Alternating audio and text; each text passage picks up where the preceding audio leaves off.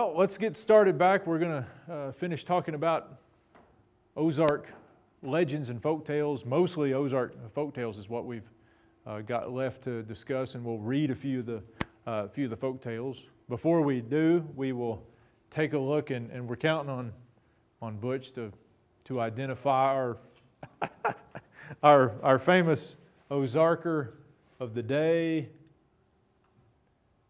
And somebody else, if you watch what is it, TV Land or something like that, you've probably seen this guy before. Chester, he's not dressed as Chester here, but does anybody know who this guy is? Anybody besides Butch? You got one of his characters, probably his best known TV character, right? Has anybody ever seen Gunsmoke? The old, he would have been, I guess, back in the black and white days of Gunsmoke. He played Chester on Gunsmoke. And this is a character I don't really remember Gunsmoke. It probably went off the air when I was about 5 or 6 years old. But I do remember this TV show. That was his character from the 70s. It was a show called McLeod. Yeah. You remember that? In New York City or somewhere. Yeah.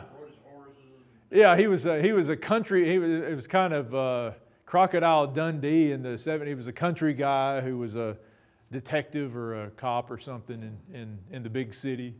But the guy's name, and the reason we've got him up, Dennis Weaver. He passed away a few years ago, and he was from Joplin. We talked about the spook light, and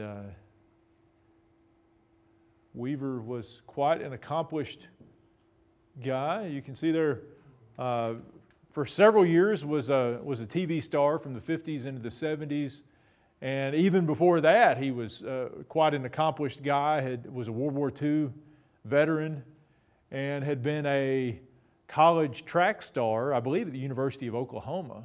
It's where he was a track star. So quite an interesting guy, Dennis Weaver. The museum, the History Museum over at Joplin, has a few Dennis Weaver items. I think they have like one of the scripts from Gunsmoke or McLeod or one of those TV shows over there that belonged to him that he had donated to the museum. And so quite an interesting guy. When we talk about swan as our Ozarks vocabulary word for the day, we're not talking about the bird. This is a verb. Anybody ever heard this term? Swan song.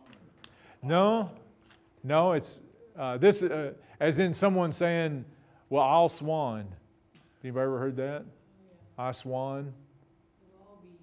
I'll swear. You know, that kind of thing. That's what a lot of old timers in the Ozarks use that phrase instead of "I swear." I swan or I'll swan. I'll say to my time. Lots of exclamations you could put in there. So that's our sentence for the day. I swan, Arlene. Can't you go to town without buying another play pretty for that youngin' of yourn? Lots of good stuff in that one. What's the play pretty? What do you think a play pretty is? A toy? From the context, yeah, from that context, you got it right. It's a toy. Yeah, play pretty is a toy. Yeah, I can remember my grandmother always called toys play pretties. Called what? Play pretties. Yeah. You would think toy is a 3-letter word. It's one syllable. It'd be easier just to say toy, but you know they were play pretties. So we got Dennis Weaver and swan, I'll swan, and play pretty. Let's talk a little bit about Ozark folk tales. Now, as I mentioned earlier, a lot of these, if not most, folk tales are actually told as the truth, or the tellers believe that they're telling the truth or some sort of version of the truth. Lacey's grandpa thought that a hoop snake was a hoop snake. Now the horned hoop snake, that was another issue, but a lot of these folk tales, as you'll see, when Randolph collected these and published these, he took out a lot of names because a lot of people would tell these stories, old so-and-so from down the road, his great-grandparents or this and that. And a lot of these had names in them, had places in them. And the people who told them for the truth. Now, some of them probably did contain some truth, and some of them didn't. Some of them, as we'll see, were folk tales in the sense that they sort of told a moral. They may not, even the tellers probably didn't believe that they were true. When you get stories about the three pigs and Jack and the cornstalk in the Ozarks and stuff like that, people weren't telling those for the truth. But some of the folk tales they believed were true. A few of the ones, I don't know of any of the ones that we'll read tonight, are genuinely regional in origin, possibly so. But most of the folk tales had some sort of European origins. They had come out of European traditions, and it was, as we'll see when we look at versions of them, I think we'll look at an Ozark version of the three little pigs, and the Jack tales, most famously Jack and the Beanstalk or Jack and the cornstalk in the Ozarks, and all of these had roots in Europe somewhere, came out of that storytelling tradition, that folktale tradition. And again, all of these stories that we're going to be talking about today come from one book, and this one's called Who Blowed Up the Church House by Vance Randolph, and it came out in the 50s. And in the 1950s, Randolph published a series of these folktale books. They were basically collections of folktales that he had heard in the many years that he lived and worked in the Ozarks. And this was just one of them. There's one called Sticks in the Knapsack, and there are lots of these. The Talking Turtle, I believe, is another one. But there are a lot of these folktale books, and most of them were published in the 50s, and they were very popular. A lot of the tales had sexual undertones, if not overtones, in them. And he cleaned up the ones that came out in the 50s, but later in the 1970s, he published a collection of very dirty folktales, very bawdy folktales called Pissing in the Snow. And that one, not surprisingly, that one is still in print. Of all the folktale books, the older ones, the cleaned up ones, are not in print anymore, but the dirty one is still in print and still probably a bestseller today. But we didn't use that one, but we are going to read a few of the short folk tales from Who Blowed Up the Church House. And I encourage you to check out the other books that Randolph did. Now there's a different picture of Randolph than we've seen before, a serious sort of Randolph. Some of the stories are macabre stories. They're dark, as we mentioned earlier, very similar to the folk songs, the folk ballads that we talked about earlier in the semester that had to do with death and dismemberment and stuff like that.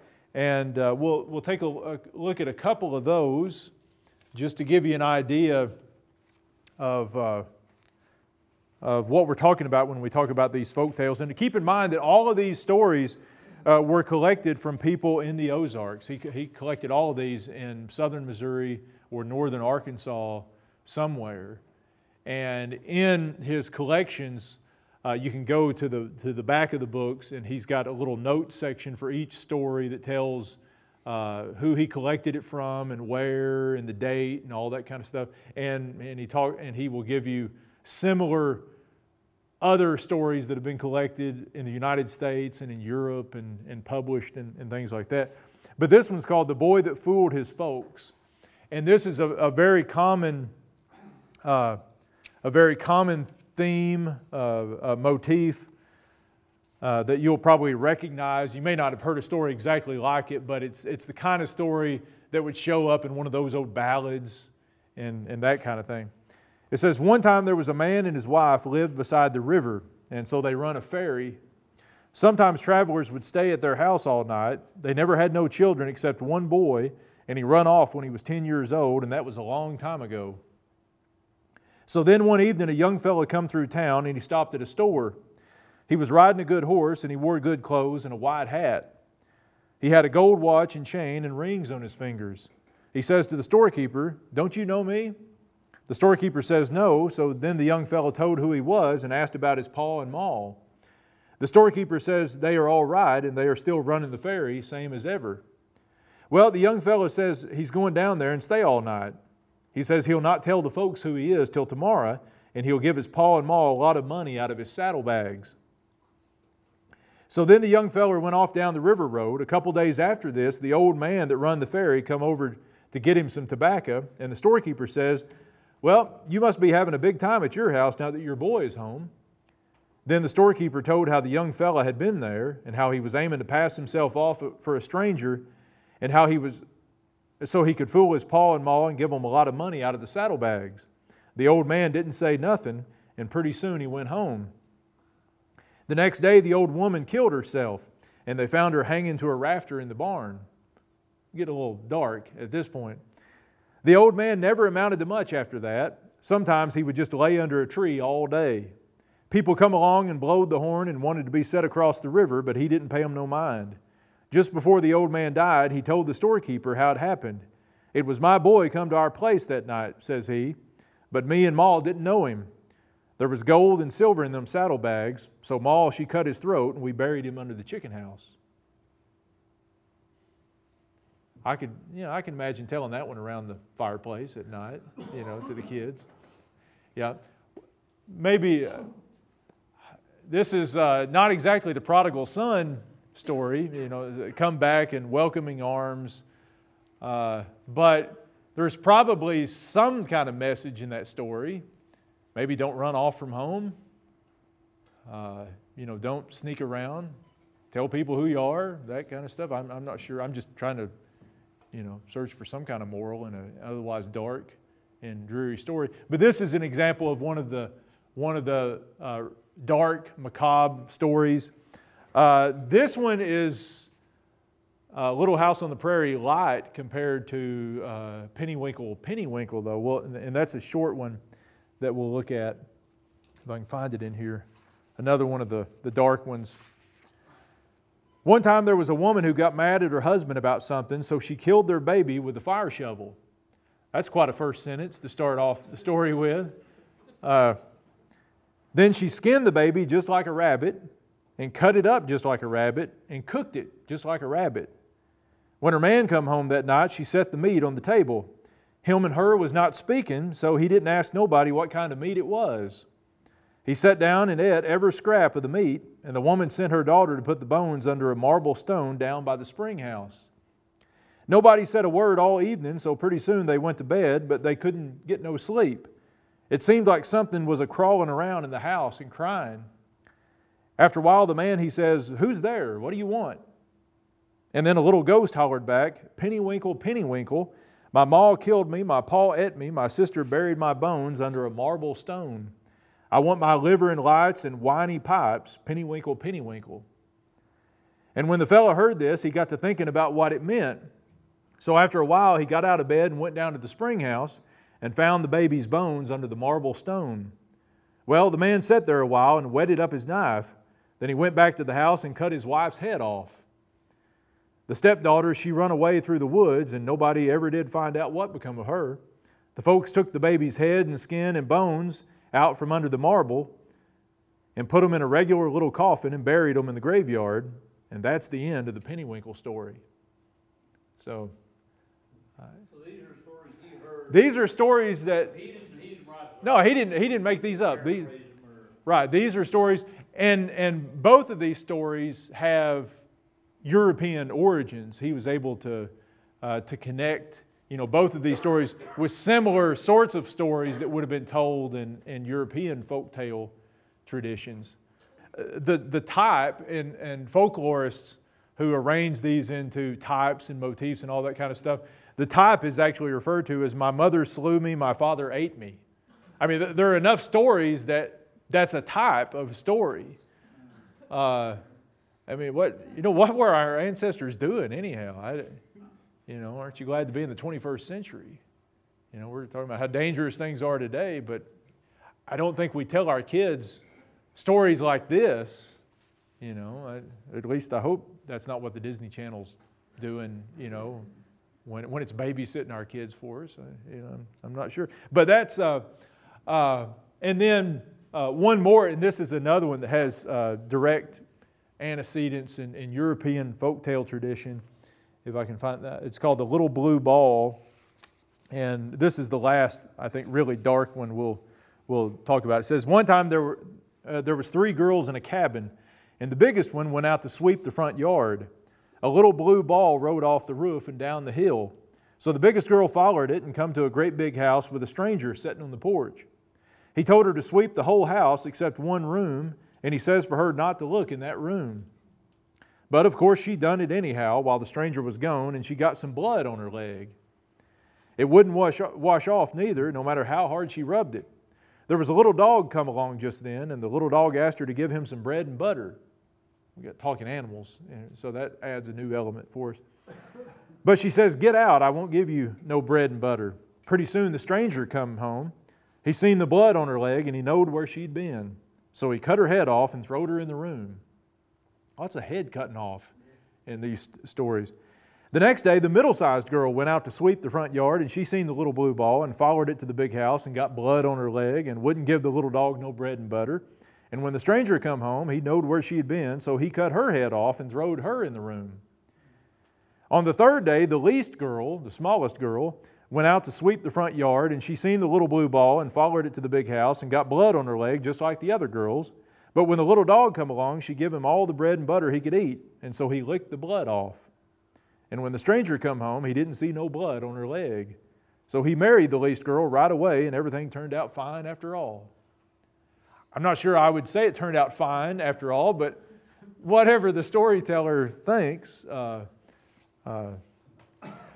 This is another very common type of story.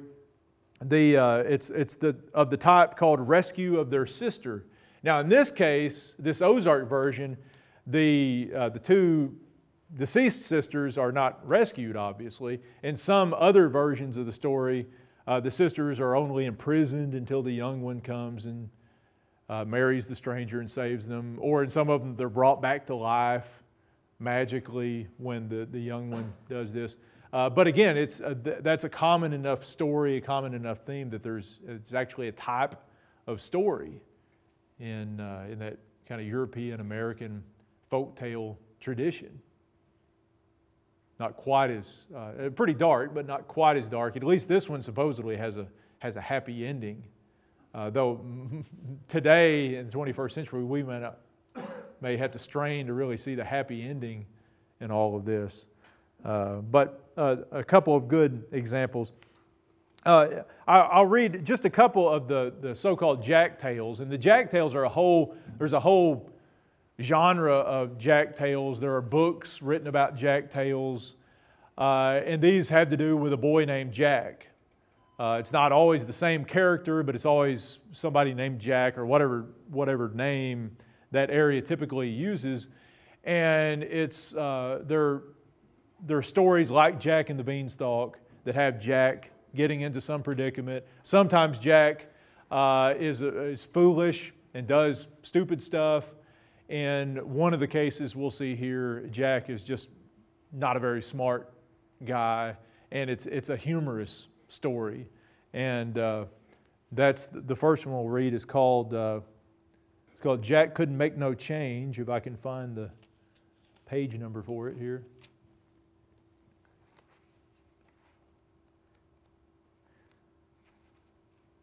This one's a little bit.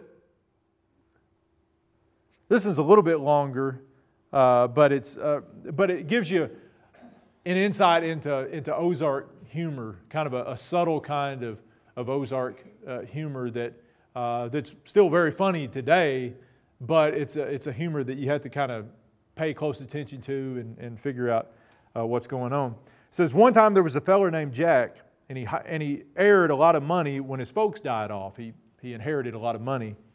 But he didn't have much sense, so he went into town and bought him a saloon. So I guess, if you go to town and buy a saloon, that means you don't have much sense. The first day he run the saloon, there was a town fella come in, and he says, give me some whiskey.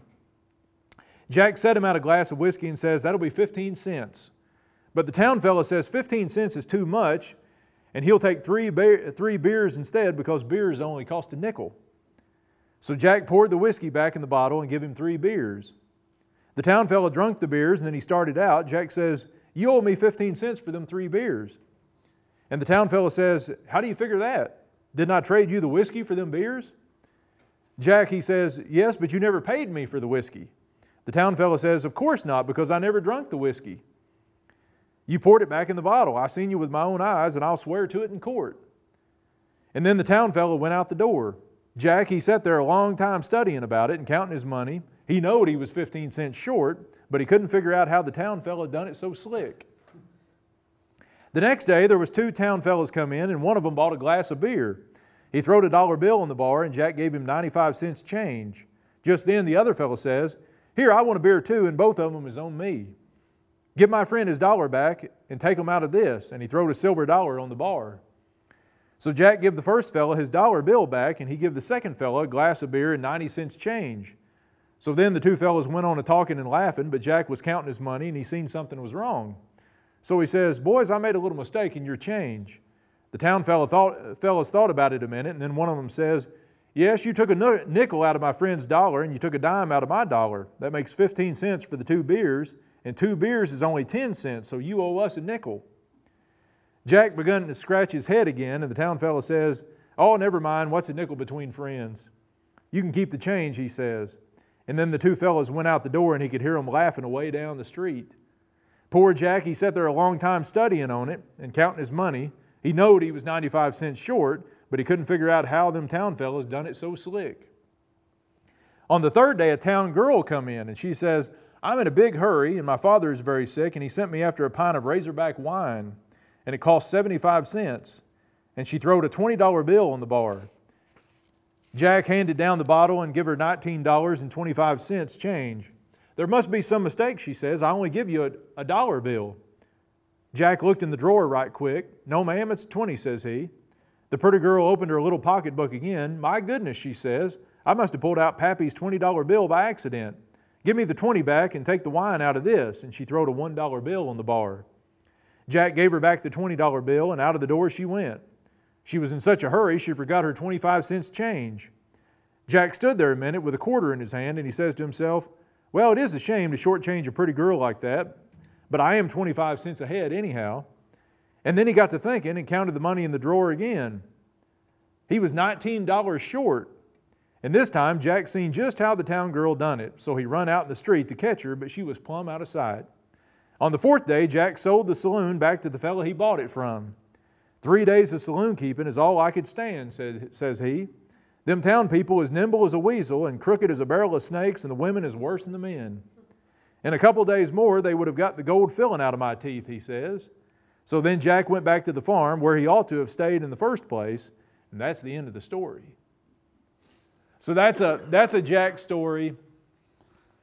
What do you see? I mean, that's another common sort of type of story.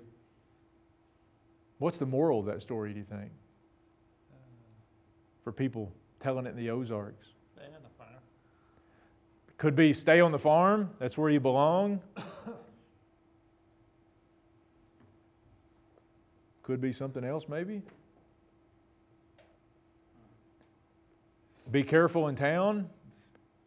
Don't get hornswoggled. City people are wily. So be on the lookout when you go to town. Probably something to do with that. And it could very well be we country people have a place, and it's here on the farm, and let's just stay here and we won't get took by all the the Weasley city people out there. But that's again, that's a theme that you would see in a lot of these. And we'll take a quick look at an Ozark version of Jack and the Beanstalk, and this is it's pretty interesting because this is not Vance Randolph deciding to sit down and write, okay, we've got this famous story that everybody knows, let's just Ozark it up and change, beanstalk to cornstalk or whatever. This is a story that he heard somebody in the Ozarks telling.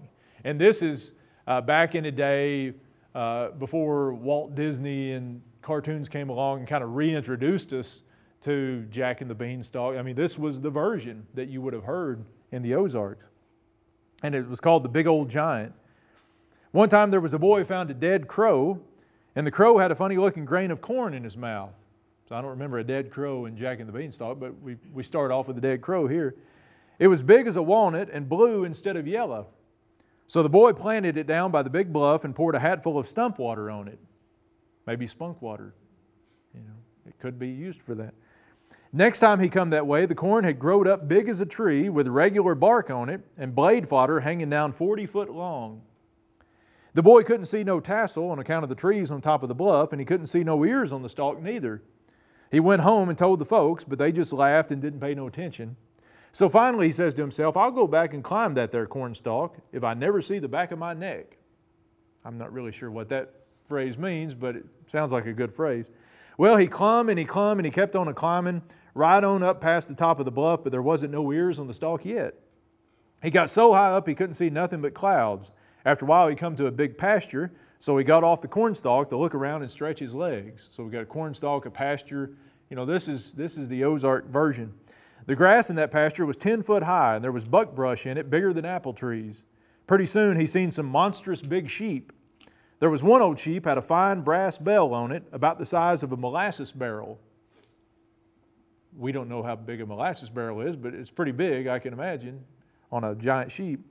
The folks won't never believe this, says he to himself, without I take something back to show them. So he out with his knife and started to cut the bell off in the big sheep's neck.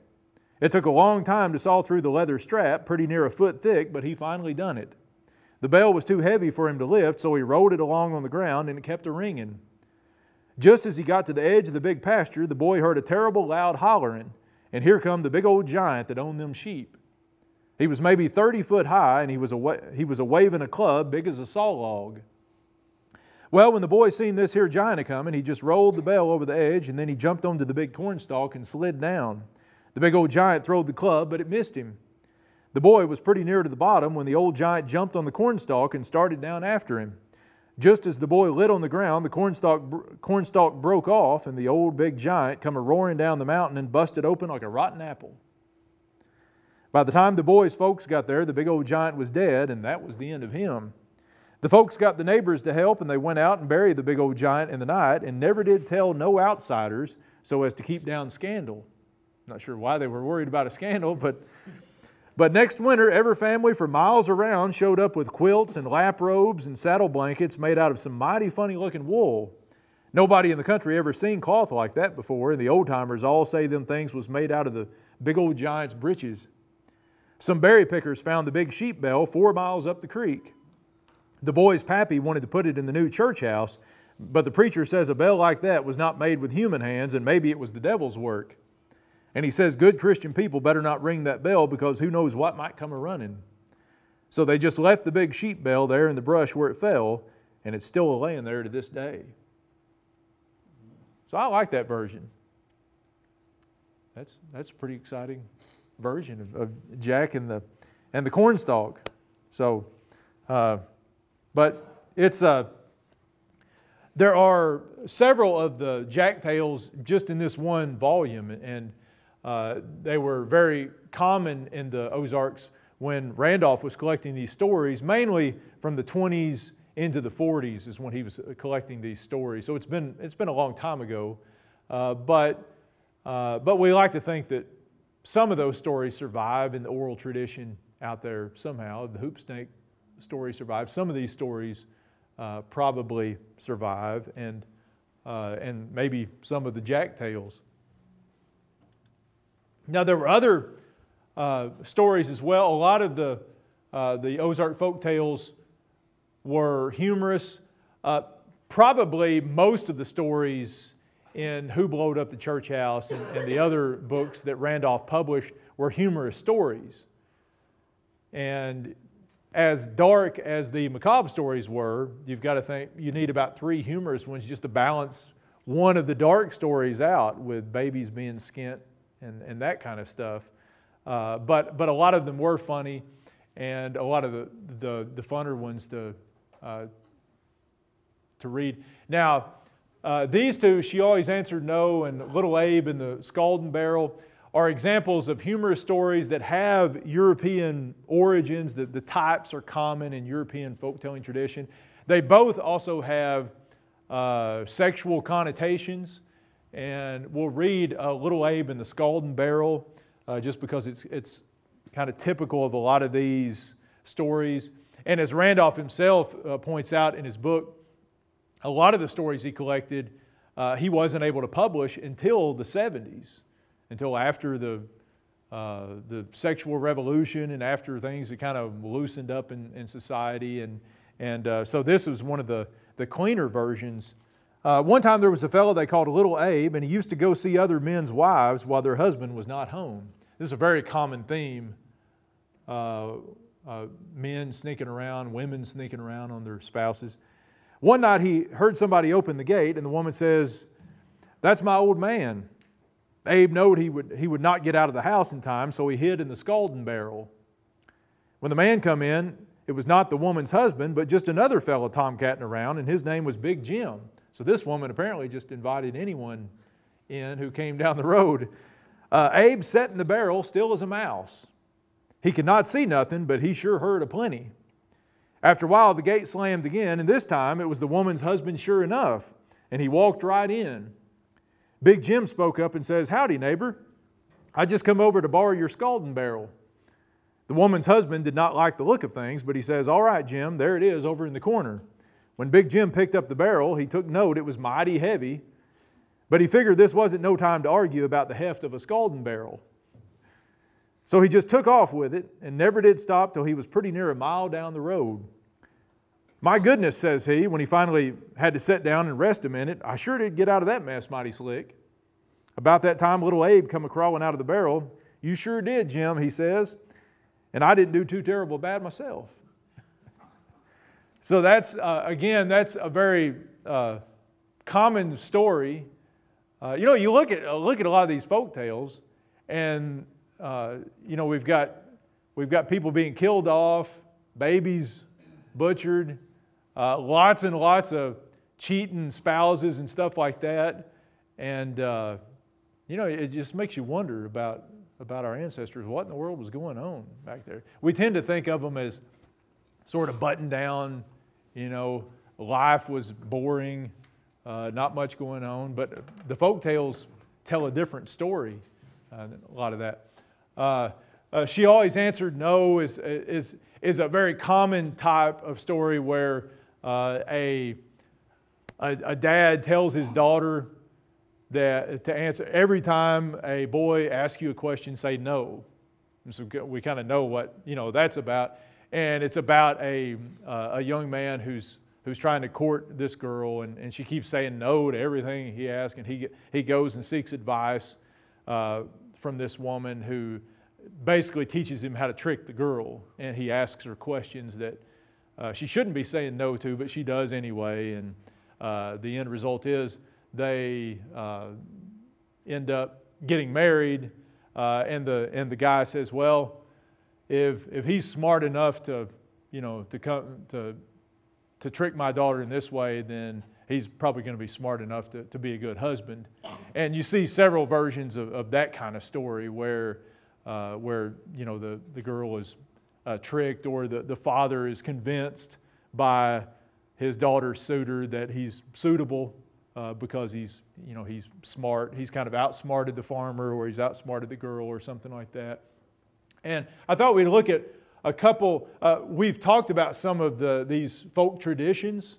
The dumb supper, no respect for the dead, is about a chivalry. Okay, and this is one where, again, a characteristic of this Ozarks rural humor that mines humor out of otherwise kind of dark situations. You know, so many of these stories are dark, and some of them are dark and funny, and this is one of those that's dark with kind of a punchline at the end of it. It says, one time there was an old man lived way up the creek, and all of a sudden his wife died. He had a passel of children to be took care of, and he didn't fool away no time a courting. Before the wagon tracks was out of the yard, he married a widow woman that lived down the road a piece. Some say he married her just one day after his wife's funeral. Most of the neighbors thought the old man ought to have waited a week or two just for the looks of the thing. But folks didn't blame him much because they all knowed he had to get somebody to see after the children. People was hell on chivalries in them days, and if a fresh married couple wasn't chivalried, it meant that they didn't have no standing in the community and was kind of looked down on. Everybody wanted to do the right thing by this here family, so they all come over to the house right after dark. Some was ringing bells, and some was shooting off guns, and some was just hollering loud as they could. Sounds like a chivalry that we talked about earlier in the semester. One fella had brought an old circle saw, and he was hammering on it with a cold chisel. Everybody knows that when folks are being chivalry, they're supposed to set up something for the crowd. Mostly, they invite the people into the house and feed them cake or pie or whatever they've got.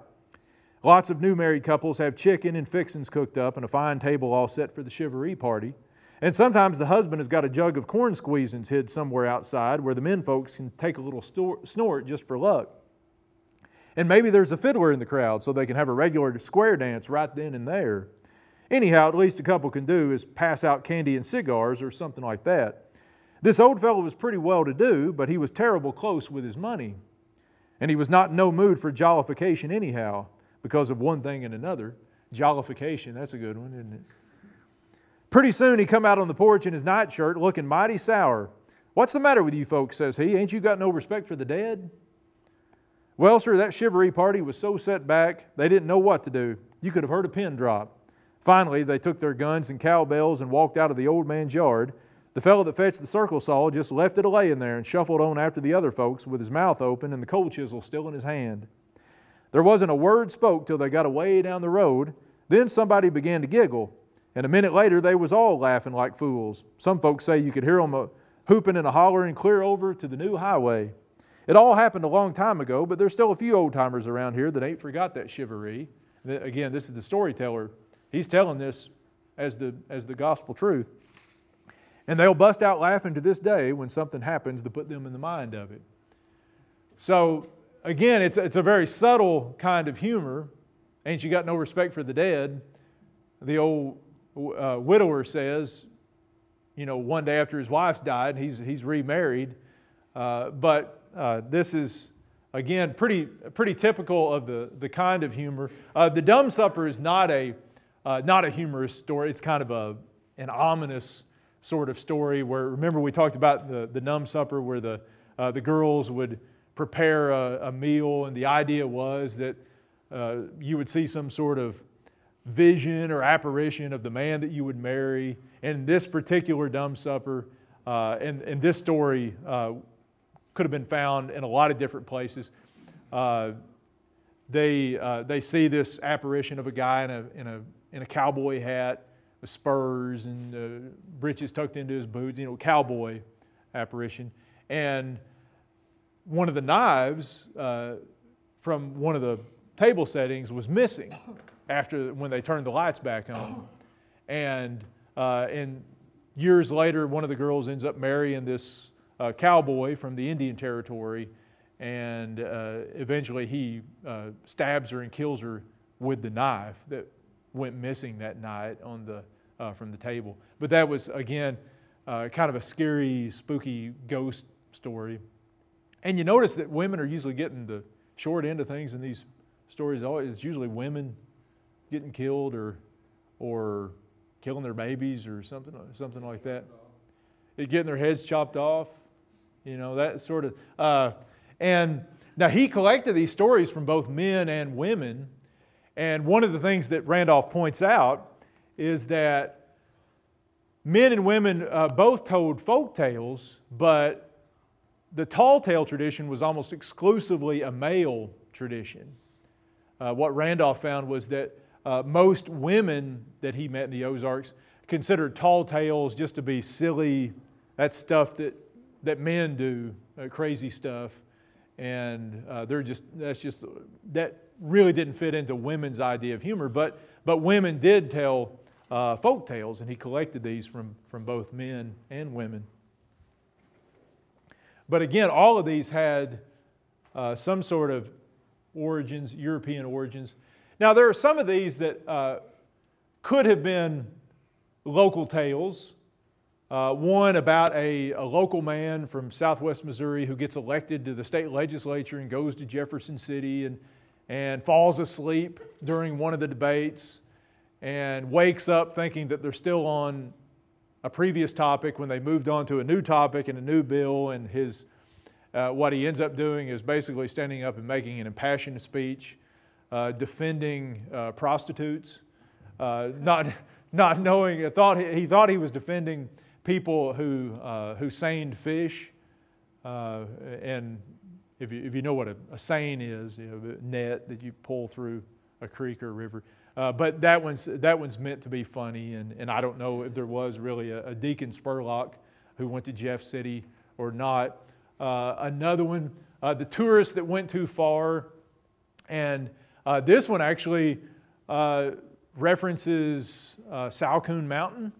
Remember last week's class we talked about one of our Ozark words was Salcoon, and we talked about Salcoon Mountain down in Stone County. And in that story, the teller actually sets it in Stone County, Kimberling City, and talks about a tourist from Chicago who comes down and basically gets on everybody's nerves, does this and that, and everybody, and until finally somebody from up the creek beats the tar out of him at a bar in Kimberling City. And it's a funny story. I guess if you're not a tourist from Chicago, it's a funny story. But it's one of several tourist stories, folk tales that Randolph collected. And these were all pretty much, they were sometimes newer versions on old themes, but these were relatively new stories because tourism was a relatively new thing at the time he was collecting these stories.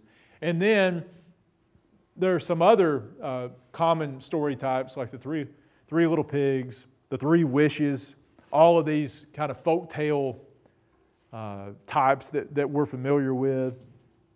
And I thought the last one we might look at is just that the Ozark version of the Three Little Pigs, if I can find it. And it's just called, it is called Three Little Pigs.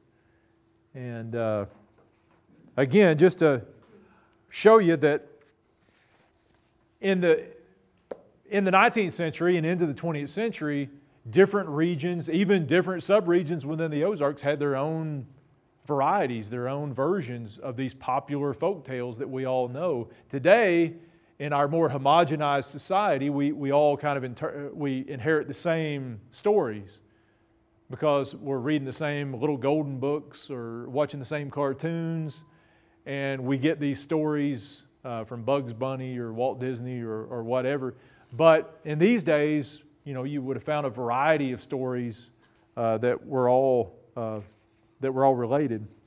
And this is the last one I think we'll look at. One time there was 3 little pigs. One pig built him a chip house, one built him a stick house, and one built him a rock house. So we get chip house instead of a straw house in this one. When the old fox come to the chip house, and it's a fox instead of a wolf in this story, he says, "Let me in, piggy wee. If you don't, I'll puff and I'll blow till I'll blow your house down." But the little pig was afeared, and he wouldn't open the door.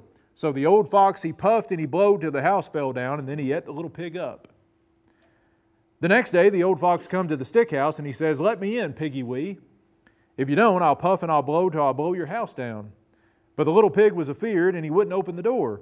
So the old fox, he puffed and he blowed till the house fell down, and then he ate the little pig up. Finally, the old fox come to the rock house, and he says, "Let me in, piggy wee. If you don't, I'll puff and I'll blow till I'll blow your house down." But the little pig was afeared, and he wouldn't open the door. So the old fox, he puffed and he blowed, but the rock house wouldn't fall down. Then the old fox says, let me get the end of my nose in. And the little pig opened the door a crack. This makes no sense to me that he would do that, but he does. Then the old fox says, let me get a little more of my nose in. And the little pig opened the door another crack. Then the old fox says, let me get my eyes in. And the little pig opened the door another crack. Then the old fox says, let me get a little more of my eyes in. And the little pig opened the door another crack. Not a smart pig here we're dealing with. Then the old fox says, let me get my ears in. And the little pig opened the door another crack. And so it went, with the old fox getting a little more of his ears in, then his neck, and a little more of his neck, then his front feet, and a little more of his front feet, then his ribs, and a little more of his ribs. Finally, the old fox was all inside the house but his tail, and then he just busted on in without asking the little pig nothing. Next, the old fox sat down by the fire, and he says, warm belly gut, eat a pig pretty soon. Just then they heard the hounds a-coming around the mountain, and the old fox says, Piggy wee, where can I hide? And the little pig says, jump in that big trunk. So the old fox jumped in the big trunk, and Piggy wee slammed down the lid and locked it. The little pig, he sat and thought a while. Then he got some hot water out of the kettle and poured it through a little hole. And the old fox says, Piggy wee, there's a flea a-biting me. Then the little pig poured in some more water, and the old fox says, Piggy wee, there's a fire burning me. Then the little pig poured in the whole kettle of hot water, and the old fox hollered something terrible, but it didn't do him no good. Pretty soon the old fox was scalded plumb to death, and the little pig lived happy in his rock house till the butcher cut him down. So, you know, nobody gets a happy ending in that except the butcher, I guess, or whoever got to eat the pork that Piggy wee made. But it's a different version than you're used to with the three little pigs, with a whole extra kind of act two in there with the pig tricking the fox into the trunk and then getting revenge on the fox. What happens to the wolf anyway in the one that we usually hear? I think he goes down a chimney. The one I read is he goes down a chimney into like a pot of boiling water. Yeah, I think you're right. I think that sounds right. Yeah, he couldn't blow the house down, and in that version, the pig wouldn't open the door to let him squeeze in there. So I think that sounds right. Yeah, he tries to sneak down the chimney, a la Santa Claus, and doesn't come out all that good. But so you still get the boiling, scalding water version there. It's just a different kind. But I think in a lot of ways it's sort of sad to think that tradition is for the most part lost. We don't inherit those versions of the stories anymore, and it's just like so many things. As the country becomes more connected, as we all become more connected to each other in different regions, different cities, different places, we become homogenized. And it's that way with everything, whether it's business or music or any number of things. Walmart takes over, and the mom and pop stores and the local variety sort of disappears, and it's that way with the homogenization of folk tales. We still have them. We sort of share them more nationally now, certain versions of them. But you can still you can still read these stories, and that's the beauty of Randolph's books, is they're still there. It's kind of more like reading history now, because all those informants that he had are dead and have been dead for years. They were all old people in the 20s and 30s and 40s when he was talking with them. But it's good that he saved those stories and that they haven't completely disappeared. There are all kinds of other stories too. I mean, they're just the three little pigs that we just read represents two different types, kind of combined together, two different types going back to European traditions. The blowing the house in type, that's the name of one type, blowing the house in. And the other one is the victim tricked to enter the box type. So apparently there are lots of stories where something, an animal or a person is tricked into getting into a box and then locked in a box, and probably the outcome is not going to be good for the person inside the box. But this version of Three Little Pigs combines those two types of stories. There are lots of other stories There are stories. Has anybody ever heard the story of the camp meeting? We talked about camp meetings when we talked about religion in the Ozarks. The camp meeting where the mischievous boys switched the babies in the wagons. You've heard that one? That's one of the most common stories. But the story is that they were at a camp meeting. We talked about camp meetings, all these wagons around and stuff. And it was the last day of the camp meeting. They were going to go through preaching and all that kind of stuff. And then everybody was going to go home and scatter off back, to wherever they came from. And these boys got together and decided there were several wagons where there were babies sleeping in them. And they switched the babies from one wagon to the next. And the people got in there and headed home. And a lot of them got home before they realized that the baby in their wagon wasn't their baby. And then it took them several weeks to figure out, to get them all back to where they belonged, because this was the 1800s and people were, limited to wagon or horseback travel. But I've heard that one. That one seems to have a strong kind of Texas connection. It may have happened down there at some point, but a friend of mine from Texas told me he heard that one when he was growing up. It was told as one of his family stories. We could be related. I'm not sure, but I heard. I've heard that one. There's another common one. The fella, and this is another story that I heard older family members of mine tell about the guy who steals corn. And somebody in here may have heard that one too. This farmer kept noticing that the corn was disappearing from his corn crib. Remember we talked about corn cribs, and he had tried putting a lock on the outside of the door of his corn crib, and it kept disappearing. So he finally decides, well, I'm going to put a trap, like a steel trap, a wolf trap or something, inside my corn crib and see what happens. And sure enough, the next morning they hear somebody hollering out in the corn crib, and he goes out there, and there's a guy standing there with his arm squeezed in between two of the logs. Remember, on barns and corn cribs and stuff like that, they didn't chink in the middle. So his arm was skinny enough, he got it in there. And he'd got his arm stuck in the trap, but he couldn't get it back out with that trap on it.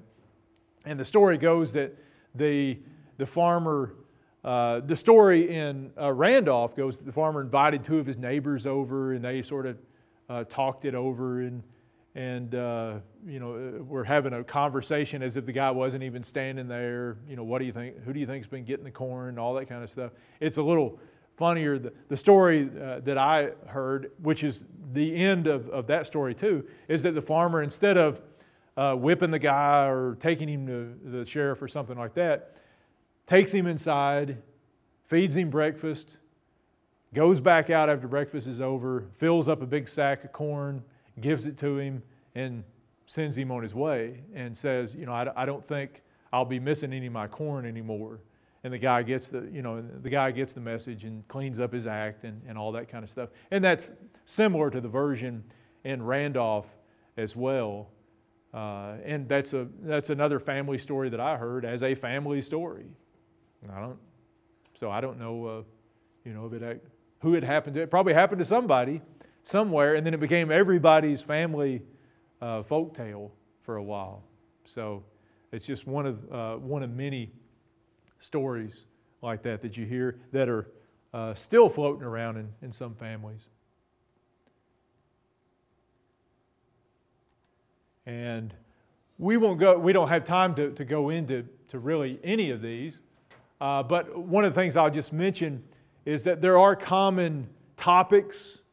Some topics in Ozarks history have generated more folk tales than others. As you can imagine, the Civil War has generated lots of family stories, lots of legends and tales. Some of them true, some of them not so much.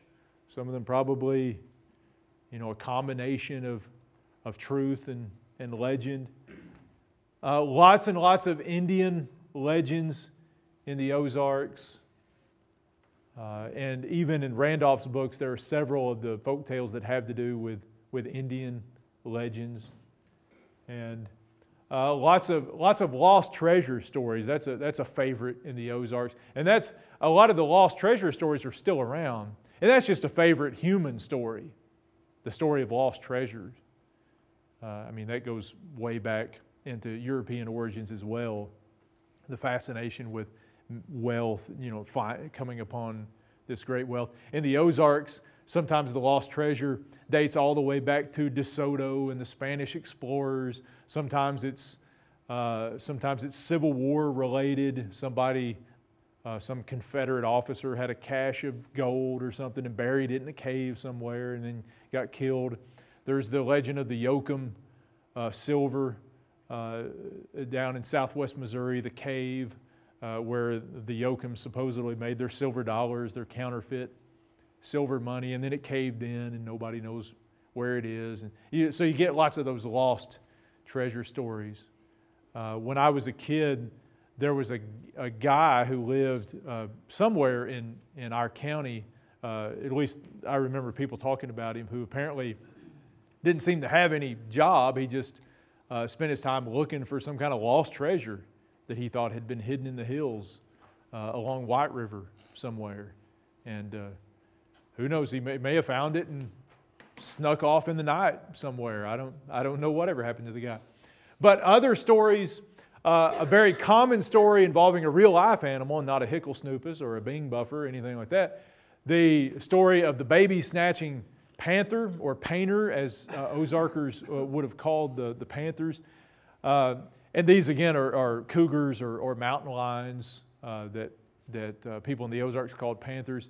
You see a lot of stories, or you used to see and hear lots of stories about panthers that would sneak into houses and steal babies and take them off and eat them, or do whatever a panther does with a baby. And it probably happened once, I guess, and became just a widespread legend, folk tale. But you know, it may have happened. A lot of people believed that panthers could smell babies, that they were attracted by babies crying, and there are lots of stories about panthers scratching on doors and stuff. And it almost always happens when the man is away somewhere and the woman's and the baby's at home. And you get these kind of, it's a type of story that you probably would have had wolves in the European versions.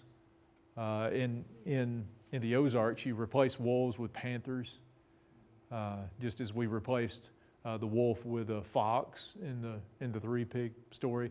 But lots of panther stories, and we won't go into to these others, but these are just lots of different kinds of stories that you can still hear today, folk tales, that kind of stuff. Does anybody have any questions about folk tales before we bring it into our tale telling?